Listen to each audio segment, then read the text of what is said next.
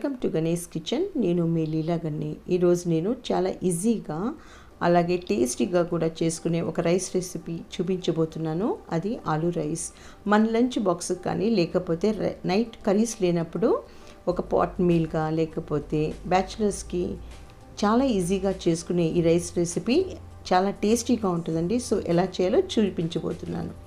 So ఇప్పుడు pan తీసుకొని దీంట్లోకి ఆయిల్ వేసి సన్నగా కట్ చేసుకున్న మీడియం సైజ్ కట్ చేసుకున్న పొటాటో ముక్కలు, బంగాళదుంపల ముక్కలు వేసి దీన్ని బాగా గోల్డెన్ బ్రౌన్ వచ్చేదాకా ఫ్రై చేసుకోవాలి. ఇది మీడియం ఫ్లేమ్లోనే పెట్టుకోవాలండి.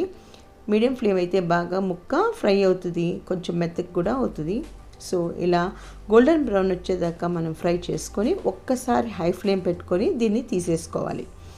సో ఇలా తీసేసుకున్న గోల్డెన్ బ్రౌన్ వచ్చాయి కదండి, చూడండి. ఇలా ఇప్పుడు తీసేసుకొని పక్కకి మనం అదే పాన్లోనే 1 టేబుల్ స్పూన్ అంత ఆవాలు వేసి అలాగే 1 ఉల్లిపాయ సన్నగా కట్ చేసుకున్న 1 ఉల్లిపాయ అలాగే 2 పచ్చిమిరపకాయలు సన్నగా కట్ చేసుకున్న పచ్చిమిరపకాయలు దీంట్లో ఫ్రై చేసుకోవాలి.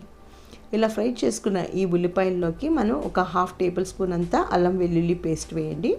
అల్లం వెల్లుల్లి పేస్టు, ఉల్లిపాయలు అన్నీ బాగా నూనెలో ఫ్రై అయ్యాక 1/2 టేబుల్ స్పూన్ పసుపు, ఉప్పు టేస్ట్కి సరిపడేంత ఉప్పు వేసుకోండి. అలాగే 1/2 టేబుల్ స్పూన్ అన్న, మీకు కారం ఎక్కువ కావాలంటే 1 టేబుల్ స్పూన్ వేసుకోండి.